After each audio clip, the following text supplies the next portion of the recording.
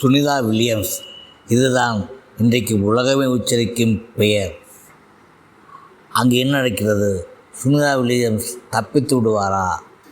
அது அவர் போயுள்ள ஐஎஸ்எஸ் என்றால் என்ன என்பதை பற்றிய விவரங்களை இந்த காணொளியில் காண்போம். ஐஎஸ்எஸ் இன்டர்நேஷ்னல் ஸ்பேஸ் ஸ்டேஷன், வான்வெளி ஆராய்ச்சி நிலையம். இன்டர்நேஷ்னல் வழி பேர் இருக்கிறது, அது அகில உலகம் என்ற பொருள். ஆனால் அது அகில உலகம் என்பதற்கான உண்மையான பொருள் அல்ல. அந்த ஐஎஸ்எஸ் ஸ்டேஷனானது அமெரிக்கா, ரஷ்யா, ஐரோப்பா, கனடா, ஜப்பான் ஆகிய நாடுகளுக்கு மட்டுமே சொந்தமானது. அந்த நாடுகள் மட்டுமே உரிமை கோர முடியும்.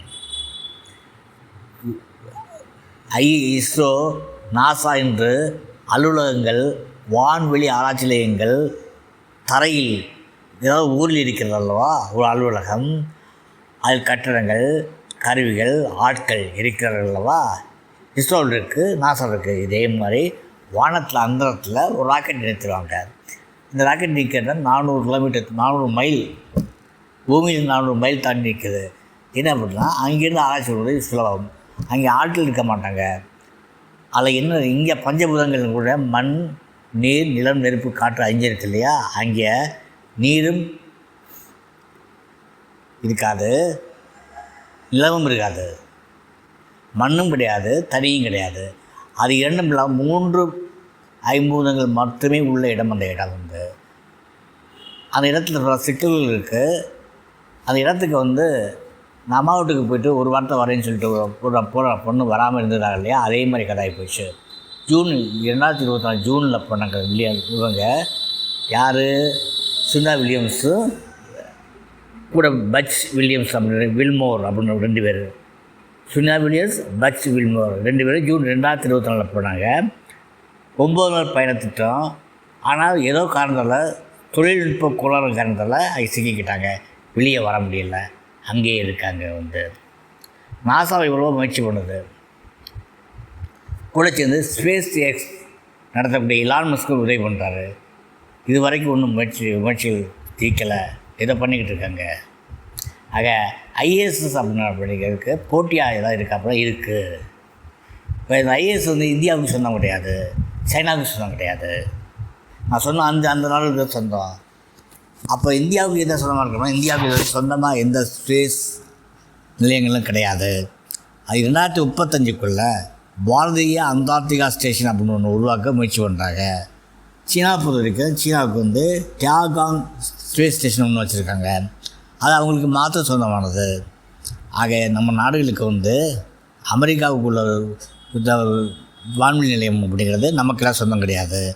ஆனால் அந்த தகவலை பயன்படுத்தி நம்ம யூஸ் பண்ணலாம். பட் தகவல் நாசா கொடுத்து அதை யூஸ் பண்ண முடியும். சரி, ஐஎஸ்எஸ்ஸில் எப்படி வாழ்கிறாங்க அப்படின்னா, அங்கே ரொம்ப வாழ்க்கையான சிக்கல், நடக்க முடியாது, மிதக்கணும், காலேஜ் காஃபி குடிக்க முடியாது. இங்கே நம்ம ஊரில் எஸ்ப்ரெஸோன்னு சொல்லுவாங்க, எக்ஸ்ப்ரெஸோ காஃபி சொல்ல முடியாது, அங்கே இது கிடையாது. அங்கே எஸ்ப்ரெஸோ காஃபின்னு சொல்லுவாங்க. அதாவது காஃபி டேப்லெட் பவுன் இருக்கும், எடுத்து முழிஞ்சிட வேண்டியதான், முடிஞ்சு வச்சு அங்கே தண்ணி அப்படிங்கிறது பனிக்கட்டி மாற்ற நிற்கும், கீழே போகாது, அப்படியே தூங்கிக்கிட்டு இருக்கும். ரொம்ப பெரிய விஷயம். அந்த சாப்பாடு அப்படின்னா காலைல நம்ம காலை தோசை, மதியம் சாப்பாடு, சாம்பார் அப்படி சாப்பிட்றோம் இல்லையா, அப்படிலாம் அங்கே சாப்பிட முடியாது. அங்கே எப்படின்னா பேக்டு ஃபுட் தான் கொடுக்குறாங்க. அந்த ஃபுட்டை மேனேஜ் பண்ணிட்டாங்க. பட் எவ்வளோ காலத்துக்கு போக முடியும்? ஆனால் இது வரைக்கும் உணவு பிரச்சனை அப்படிங்கிறது நமக்கு எந்த வசதிகளும் வரல. அதாவது இங்கேருந்து ஒரு ட்ராகன் கேப்சூல் அப்படிங்கிறது போய் அவனுக்கு உணவு கொடுக்குன்னு சொல்கிறாங்க. எவ்வளோ உண்மைங்கிறது நமக்கு தெரியாது. ஆனால் அங்கேயும் உணவு உற்பத்தி பண்ண முடியுமா? அந்த உணவு உற்பத்தி பண்ணுறதுக்கு பெரிய லேப் பார் விட வச்சுருக்காங்க. அதில் என்ன கிடையாது, மண் கிடையாது, அதில் வேர் விட முடியாது, தண்ணி ஊற்ற முடியாது.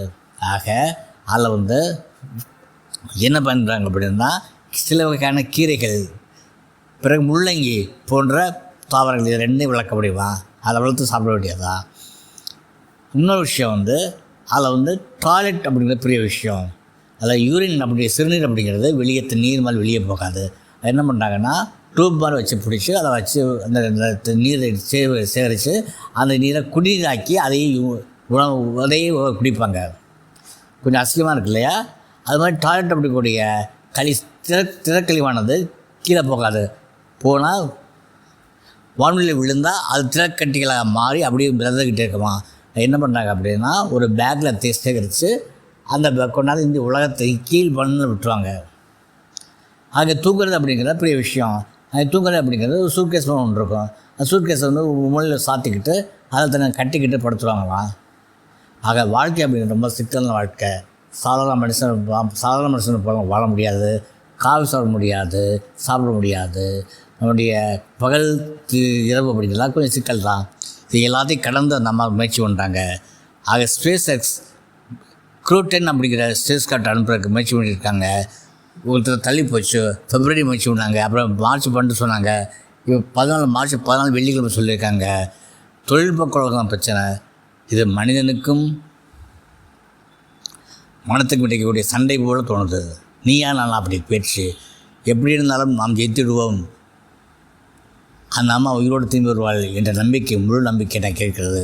உங்களுடைய நம்பிக்கையை, உங்களுடைய கருத்துக்களை அனுப்புங்கள், கமெண்ட் பண்ணுங்கள். நன்றி, வணக்கம்.